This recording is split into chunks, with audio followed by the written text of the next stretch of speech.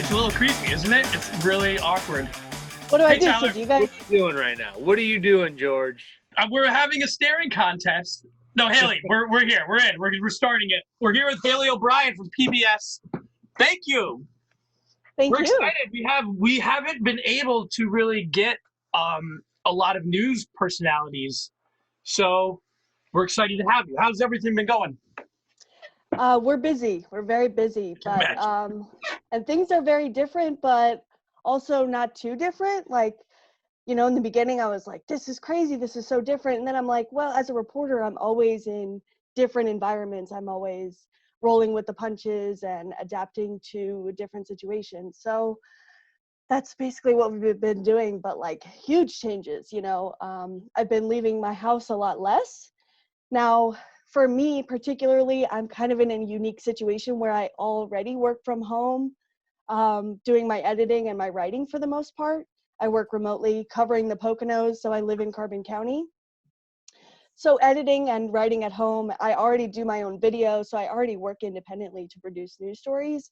And, you know, thanks to the internet, I'm able to send in my videos without driving to Bethlehem every day. Yeah. But doing a lot of interviews just like you guys are through Zoom, which is interesting. It's funny how different interviews are when people are in the comfort of their own home. It sure Right? is. Well, yeah, I mean, even just you've seen like on national media, people maybe get a little too lax with what they're wearing or, you know, we've seen some, there was a guy on, who was it? He didn't even have pants. Good Morning America. Yeah, I Good think it Morning, was. which is What does kind he of, need pants for? Why does he need pants? what do you need? Exactly. But then it brings up the question, why do you ever need pants? You know, I don't know. We're in this weird time. Maybe we're Well, going to start if it's evaluating- cold outside, I would wear pants. If it's nice and warm in my house, I wouldn't wear pants. It makes sense. But Haley, are you tired of, not that you're tired of one thing, are you tired of the COVID a little bit? Like, are you like desperately in need of a news story like that isn't involving COVID-19 or Corona? Yeah, I don't like the day-to-day. I told one of my coworkers that when I wake up, I feel like Bill Murray on Groundhog Day. Every day I wake up, it's like I'm slipping in and out of reality. I'm like, actually, I have a long weekend right now, and I'm trying so hard to unplug and just like disconnect. All right, let's do it. Let's. We're not going to talk about your work anymore. You're up in Carbon County. What do you do up there? I'm not saying this like there's nothing to do, but what are like the fun things to do when you live where you live? What town are you in? I live in Palmerton, which Okay. the population here is about 5,000, and I moved I here knew from that. I could have guessed Scranton. that. As our Oh. listeners know, I know every population of every town in the country, maybe even the world. So yeah, I knew that. Palmerton. We haven't had anybody from Palmerton on yet. All right, you guys talk. So- I gotta pull some facts. So Tyler, what's the population of Jim Thorpe? Jim Thorpe is 12,000. It's about 5,000. See, but In the borough. that's the only one that I don't know. That's the only one. You caught me.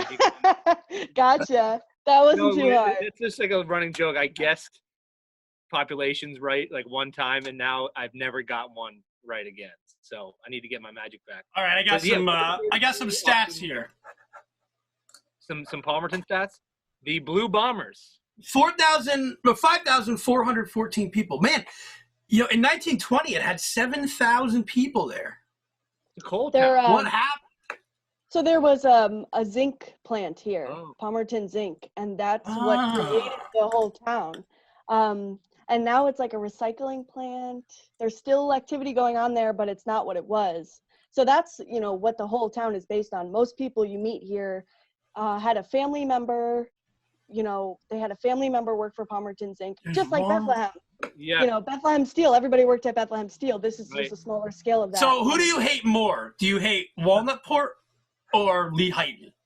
Yeah. Who's your rival? I would say like Lehighton. You guys hate them, right? Yeah, Lehighton. Lehighton probably. Well, for me, I not gonna like, yeah, I like every community in the greater Lehigh Valley as a PBS 39 reporter. Did you go to What Oh, high is there school? it is. There's a zinc. I see it right here. No, I didn't grow up here. I moved here. So, which What? people are like, what? They're like, you moved to a small town? I moved here from the bustling metropolis of Scranton. Oh, whoa. Hold that. I grew up in Holmesdale, which is, you know, north of Scranton. we would go to Scranton. We would go to Scranton, and that was the big city. We didn't have a movie theater. I'm not even kidding. Didn't have a movie theater in town. So we'd drive to Scranton to watch a movie. That's where I grew up. George, growing up, he didn't wear shoes until he was like 15. He got like Shoes. Like born on the edge of a lake. I started in news working at a station in the Scranton market. And so I was sent to a lot of those counties, like Wayne County and like Benton or Berwick, where there's like, it's a different world. That's funny. Benton was where my first house ever was. Like when I was born, that's where our house was, in Benton on Baylor's Lake. Do you know where that is? Or no. Baylor's Pond? That's how small it is. I'm not even going to bother you to find it on the thing. More of a pond. Yeah, it's more of a pond. It is. I think it is a pond.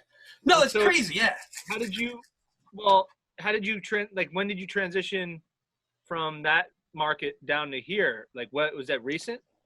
It was a little over a year and a half ago, last summer. Yeah. Why'd you pick Palmerton? Were you like, Palmerton's got it all? Yeah. So I was hired as the Carbon County reporter, and they wanted me to work remotely. So I looked at apartments in Lehighton, Jim Thorpe, and Palmerton, and this was the best I could find. I live like on the main street, so it's like busy enough, but it's still a huge culture shock. It's a tiny town. Yeah. So what you're telling me is that Lehighton is less desirable to live in. You're trying to get her to say anything negative about it. Not going to do it, George. Yeah, it's a great place. There's a lot of great people that live there. What is it? Well, yeah, small towns are great.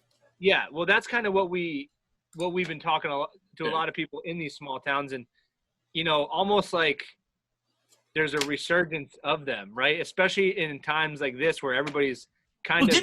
Tyler, didn't you say this, that after this they expect people to move away from urban areas and go to more towns? Yeah, I have my friends, my comedy friends in New York are like thinking about that. Like, how do we, this has been a crazy experience. And when you're in a more densely populated area, it's a little scarier, right? And the smaller towns kind of are more attractive to people. And you see how like the community, there's a sense of community now more than ever. And the small towns do it as good, if not better, than anybody else. Have you noticed that? Yeah, there's a Palmerton Facebook group, which is super active, and it's crazy how passionate people are. They did 46 birthday parades in the last month, organized by people on Facebook, just, spending all their time organizing this. Well, that kind of stuff doesn't happen in New York City, right? There's not like the Bronx Facebook group where everybody's getting. What's this place? This is Bonnie and Clyde's? Yeah, this looks interesting. This is not her stomping ground. I'm giving a little love. I know she doesn't like Lehighton, but I still want to give it some love. You're putting words in my mouth. I've never heard of Bonnie and Clyde. This looks great. Oh wait, look at this. What's your takeout spot in Palmerton right now? Ooh, look at this bar. This is Lehighton. Yeah, that's right. That's Main Street, Lehighton. But in Palmerton, I like Joey B's. They have really cool drinks and food. Right. This is a second shout out you've had to Joey B's on the show. I actually was watching when that guy was on and he was talking about it. We'll give him even more love. Who cares? Well, it's really, really good. What else? There's not a lot. And that's the thing is, like, I come from Scranton where there's like pizza, the best pizza and wings and Italian food. And here, that's what I miss the most, being here. I'm like, where am I? But I go to Walnutport and I get cheesesteaks at D. Sopranos. Yeah, my brother lives around there. So what do we do? So Scranton is known, like Old Forge is known for the pizza, right? What does the Lehigh Valley in your the Palmerton area? What do we do? What do we do better than Scranton in terms of food? What do you do better? Food. Is it beer, breweries? I think I like the bar scene here better, like Main Street, Bethlehem, like nice places to go out for dinner and drinks. Whereas Scranton is more like this place called Levels that like all the college kids would go to. You go out at midnight, you know what I mean? Whereas I like, now that I'm an adult, I like the nightlife in the Lehigh Valley more. So what you're saying is that Scranton is for children? Is that George is fire? He's on fire today. I don't know. I think he's trying to. I'm feeling good. No, I know, Haley. You love everywhere. No, it's what is Scranton though? If you haven't been there for St. Patrick's Day, have you for the St. Patrick's Day parade? Unfortunately, I bet it was canceled this year. That is an experience, Tyler. We have to go and video it or do something. Like you would go into I think I told this before, but they put sawdust on the bar. The floor. Yeah, on the floor. I'm like, why is this here? I didn't. And then my buddy's like, yeah, so like when you throw up or you spill all your beers everywhere, they can just push it outside. And I went in one of the bathrooms, there was a toilet that was cut in half and people were still using it. Yeah. I love it. What a sales pitch for the St. Patrick's Day. It's fantastic. Like I would recommend it to everybody. Getting back to PBS and the news a little bit, I don't want to, I know you have a long weekend ahead. You don't want to live in this world, but I know for me, the first couple weeks of this whole ordeal, my anxiety was at like 1,000%, right? Because I'm constantly reading news, and the advice was to kind of disconnect, shut it off. How does somebody that works in news shut it off? Good luck. I'm a huge advocate for knowledge is power. I think everybody should be informed, obviously, because it's my job to be the most informed. That would be a weird stance if you didn't have that, if you weren't. Right. He's like, what are we doing? But yeah, you have to find a balance because it is just crazy. And like, as a reporter, I have to be up on things, and it's just like overwhelming when hours go by and I'm watching the president's briefing, and then I'm watching Governor Wolf, and then watching all the different news outlets putting out their information. But you have to know, because people are still going out and they're not taking this seriously. It's because they're not watching the news, and they're spreading it. Yeah. Is that happening up in your area? Do you see people taking it more seriously now than they did the first couple of weeks? Yes, but actually Carbon County has been good from the beginning, and I think the reason is because we're so close to the Lehigh Valley that we're seeing how bad it is close nearby. But and then in Monroe County, they got hit really bad because so many New Yorkers and Philadelphia people went to their vacation homes and such in the Poconos. But people in Carbon County, they're like, this is happening so close to us. So when that started happening, the numbers weren't nearly as bad here, and they still aren't. Yeah, and that's because I think just like they knew that it was just so nearby, and people took it seriously. And the solid journalism that they have available to them, right? I mean, give yourself some credit. You're absolutely. Yeah, we've been scaring people straight. I'm just kidding. But truthfully telling people this is what's happening. I think the biggest shock to me, I think last weekend, the CDC said there's no evidence, first it was thought to be, but now they're saying there's no evidence that if you had COVID, you can't get it again. And that's like, there's so much where we just don't know, and you can't be mad. Like if we in a week find out that everybody was infected and we didn't have to social distance, it still doesn't mean that we wasted that time. Like we have to be smart, even if it turns out that we could have been out this whole time, we don't have the information, and that's how you operate. That's basically what I want people, there's so much negativity, well, not just with COVID, with everything, but everybody should just keep in mind, whether it's the people that we see on TV at these briefings or the news that's covering the brief, everybody's doing the best they can. Everybody's, kind of, flying by the seat of their pants right now, right? Nobody knows what's going on. So everybody deserves some bit of slack, right? And there's nobody that's trying to, I mean, maybe there are people that are trying to spread false stuff, but, they're not good. Yeah, like not regular people. Who to not. All right, we gotta spruce this up. Hold on. No, I know. I have a question to spruce it up. I do. Oh, okay. I just want to let's look at these Joey B's. Oh. I haven't seen inside of this place yet, and then I pulled up these. Oh man, look at that.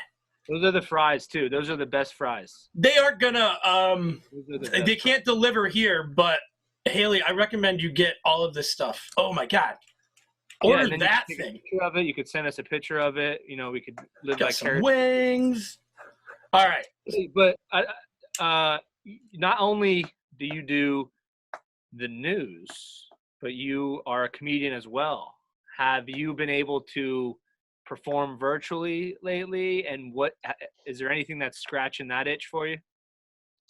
You know, I have not realized how huge comedy shows were in my life until I lost them. Seriously. And I'm sure you're feeling the same way, Tyler. I saw you do improvised stand-up last weekend, and I'm curious like what you think, because you know I do improv, so I don't do stand-up.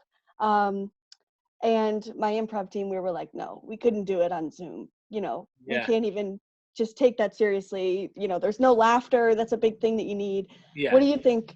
What do you think of doing it virtually? You know, I think if you keep in mind what it is, it's not anything that, it's not stand up, it's not comedy, but all you're doing is talking, you know. So if you have if you keep it in perspective, it's I don't know, like I go back and forth. Like the first couple weeks I was doing them and they were fun, but I was also like, I would catch myself mid show or even like talking, trying to be funny. I'm like, why am I trying to be funny? There's people in like New York City's getting hammered right now. We're on this Zoom call trying to like make people laugh. Like we're just trying to entertain ourselves. Like it seems kind of like, I don't know, out of touch a little bit, but, and then you hear people like it, right? And they look forward to it. So it's the least you could do. I mean, I do it from in my basement. So what else am I going to do? And it's as therapeutic for me as I don't think I'm very good at it,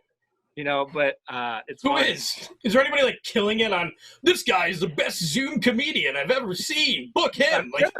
Is there one guy who's like, you think there's one comedian who is so much better on Zoom than he is, or he or she is like in real life, and that's horrible? Like the only time they can get laughs is on Zoom.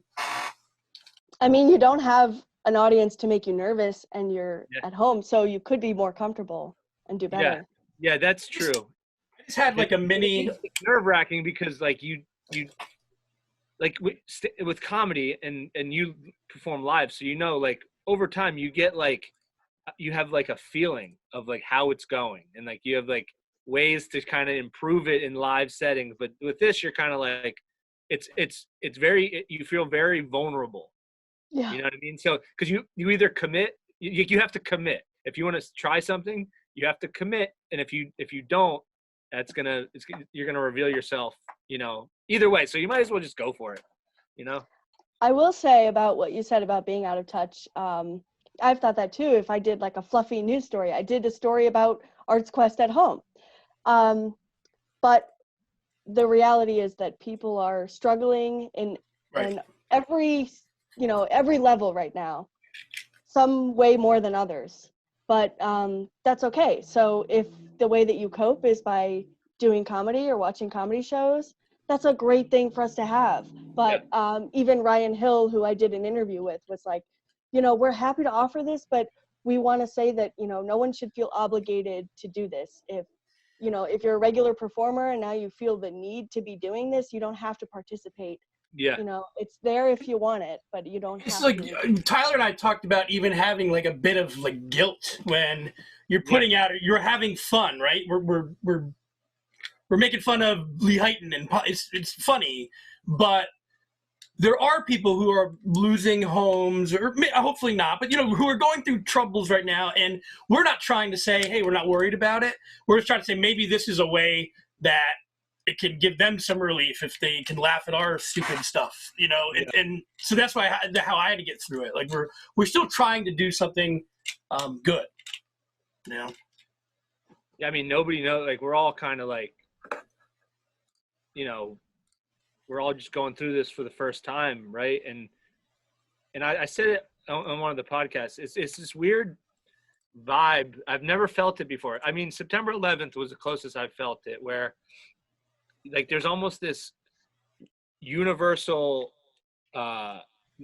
mentality towards something. Like nobody's ever been on the same side of a situation before, right? Mm-hmm. Everybody's so divided all the time, but in this moment, and then people are still divided because of coronavirus and COVID-19, but everybody wants it to end. Everybody wants everybody to be better. Everybody wants this to go back to normal. And that I've never experienced like this amount of people being on the same side of something before. You know what I mean? You know, like it's there's still people that are trying to divide each other anyway. Like getting, but I'm getting depressed. Did you guys No, go ahead. I'm sorry. No, I'm just saying, even with those, people being divided, everybody still wants to come out. Right. Yeah. In a better spot, and that's. Hey, I have something for you guys. I'll bring the mood back up. This is what I'm here for. You look like you're about to bring the mood back up. You're sunken in your chair. Okay, I'm ready. There are some famous people from Palmerton, Pennsylvania. We give Haley a little trivia. Trivia? I mean, these are impossible. There's no way you get them. This guy was a sergeant major. That's good. Elmer played in the. Look at this guy. Look, you can see him. Oh, that's an old baseball player. He's still. Oh, he died. But I mean, he was very old. So that's interesting. Okay, Jane Jensen. It gets more interesting here. Okay. Jane Jensen is a video game designer and looks really interesting. She did a bunch of games, and now she writes gay romance fiction under the name Eli Easton. I'm gonna find her and get her on here. And then this last one we can't even really click on. She Tammy Lynn Sitch. I guess we can click it. She was a wrestler in WWE. Oh my gosh. He was the most downloaded celebrity on the internet in 1996. Wow. Don't Google her. We gotta get Haley's name on that list, though. Don't Google that person, though, because she's in other films that I do not want to encourage people to Google. Thing. We don't have to be so worried posting things that are not safe for work because everybody's working at home. It is a weird line, too. Like, I have a question for Haley. I didn't know that you also did comedy. Do you ever, how hard is it to resist the urge to drop a joke during, a live thing? You have to have, done something.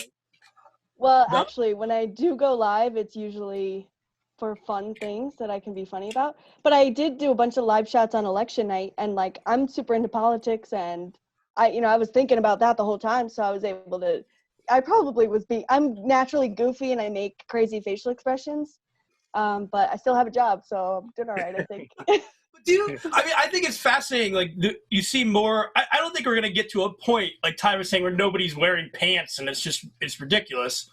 But do you think that, the way that you seem more approachable, and I don't want to say this the wrong way to other newscasters, but very human? You know what I mean? It's okay if you make a mistake. It's not the end of the world or something like that. Do you see that type of personality in news becoming more prominent? I mean, I've seen you go live and I love watching these videos. I don't care if they mess up and they're not sounding perfect. Fumble a word or, whatever.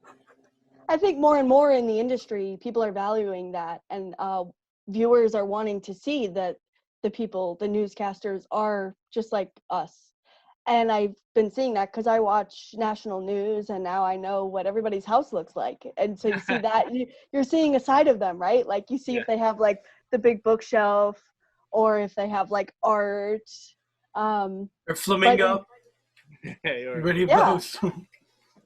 But even, the way that we're telling stories, I think every reporter in the world had to get creative because, like we said, we never prepared for this. We never went through this before. So we all had to figure out, there was no one to teach us, here's how you cover the news now. We all had to just figure out how to do that. So that's putting our own kind of personality into our coverage as well. Did you major in journalism? Mm-hmm. Broadcast journalism. And what, I took a couple of journalism classes. The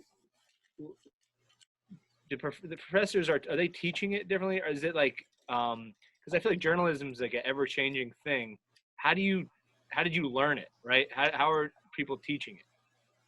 Yeah, so it's funny because I maybe could have had a better education than those that graduated a few years earlier than me, because in my years in college, they said, hey, like there's this thing called a multimedia journalist where, you know, reporters are being trained behind the camera as well, and they're working by themselves. So I learned that as soon as I got into college, whereas, you know, the industry was completely different. It was always a two-man crew, a photographer and a reporter. So I was, you know, trained on kind of both sides of the camera, I guess. And social media is huge, you know, talking about how we use social media, learning social media in your curriculum was not a thing 10 years ago, but now it's like a huge part of your job, and it's a huge part of how you get your next job and how you do well as a journalist. So you go out to the field to do a assignment, to do a story. Sometimes it's just you? Every time it's me, just me. What's that like? Was that intimidating at first? You know, is that, because it's like a weird thing where, because I know Tyler's asking because you're going out and producing a whole news thing with your phone, or what, the camera that you, not your phone, the camera that you provided with you, and I can't get Tyler to come on here on time. Jeez. And you're doing a whole like segments by yourself. Yeah, he didn't need that. We didn't need I'm just saying, she's going out into like Palmerton, doing whole news things, coming back, editing it together, and that's like just a day in the life of Haley. Tyler can't even, like, you know, like, come on, George. So making everything about himself, isn't it? You hate to see that. No, but it's awesome. About it's what you're putting out is going to be on television, right? Like, and it's kind of like you're running the show, and everything you say, everything you edit, people will see. Is that when you first start doing that? Is there like it's like you're talking her out of it.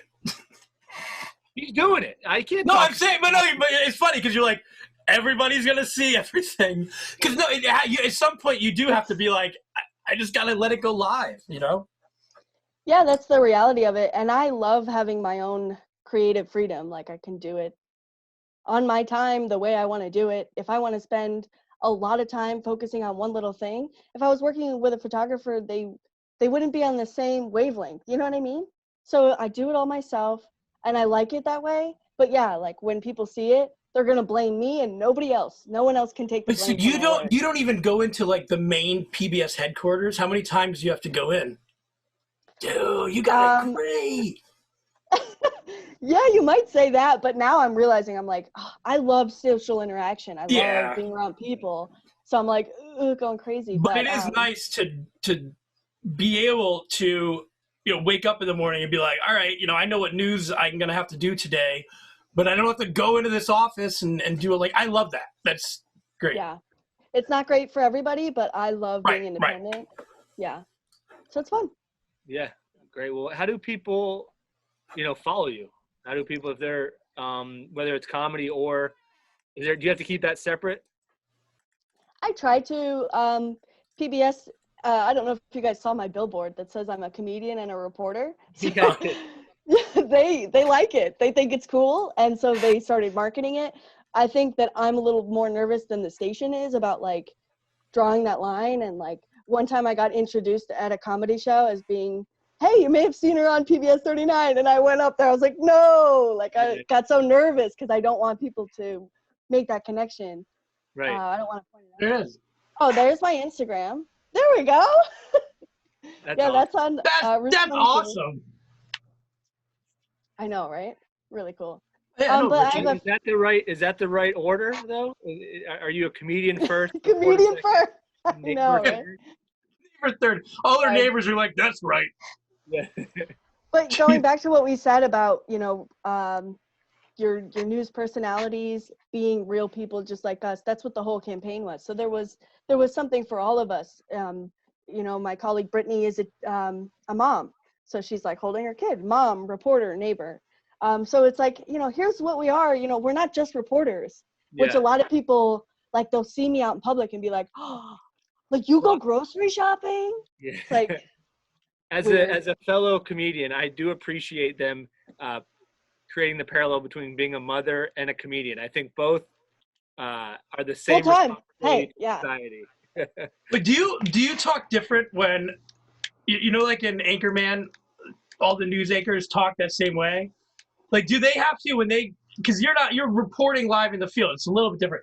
But do they have to shut that off? Like, do you ever talk to one of your coworkers? You're like, dude, you're not doing the news right now. Yeah, you're doing anchor voice. Stop doing. You're like, hey, right now I'm going down to get some.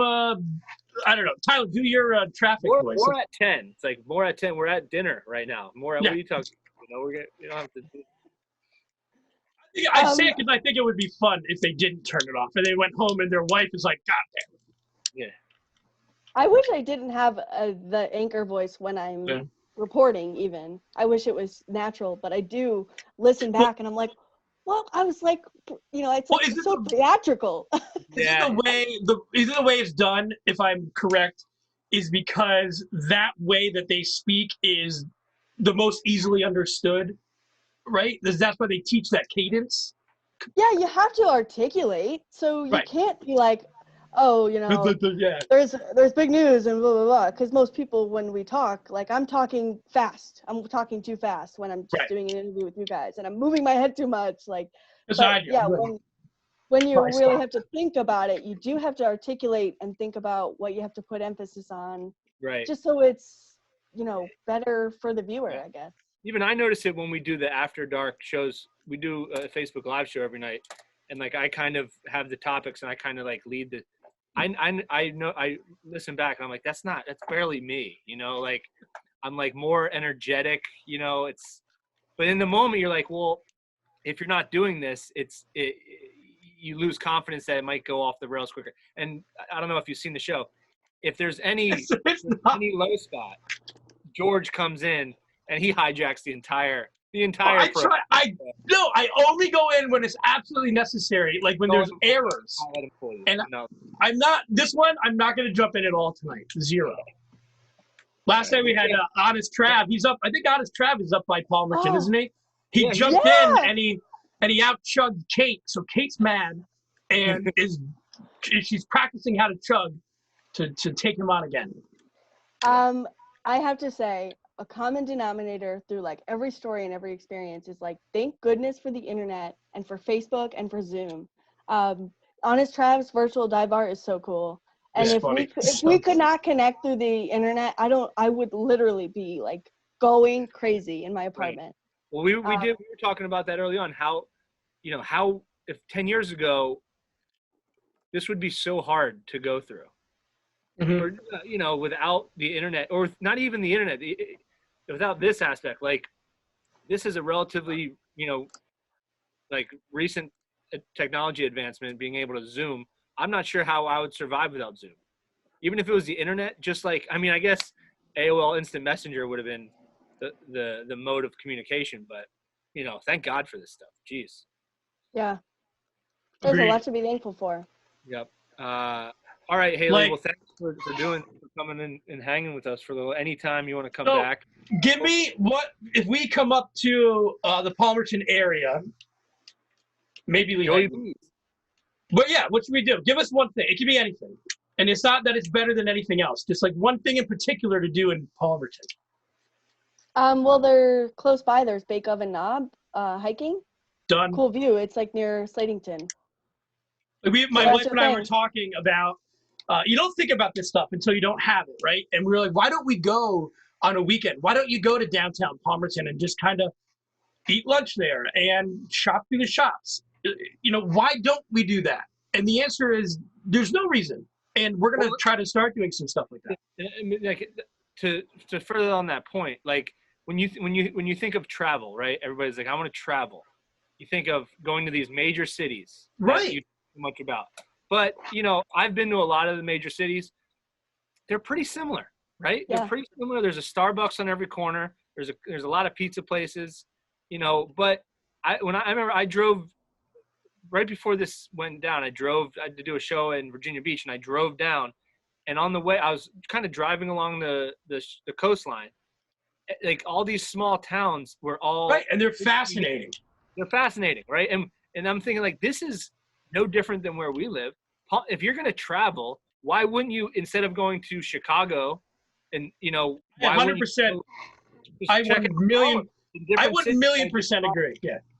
Like that's the best thing you've ever said. Like we were talking to the guy from Tamaqua, and I know it's funny. He had his recliner on the porch, and they find him.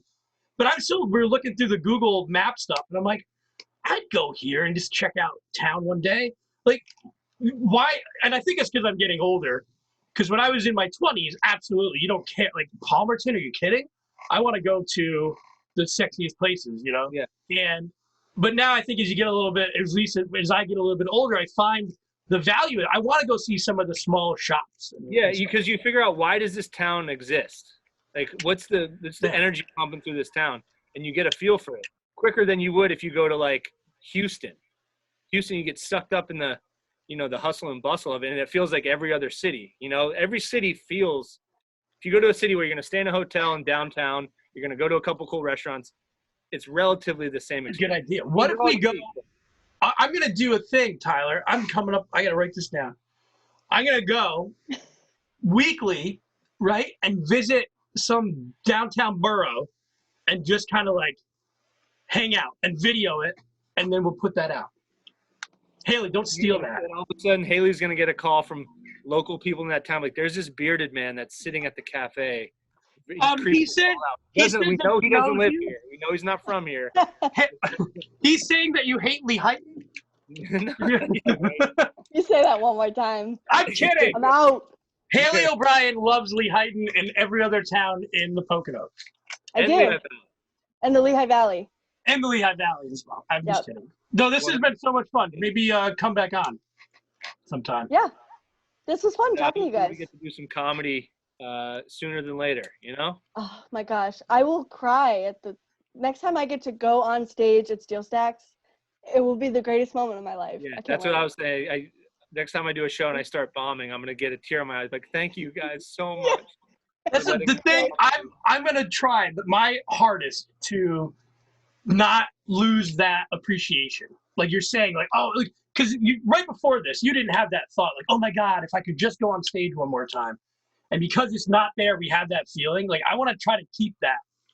That'll be the moment, though. The straw that breaks the camel's back. We'll be like this. Everybody will be appreciative and have this newfound. Yeah, we're gonna look back on this video.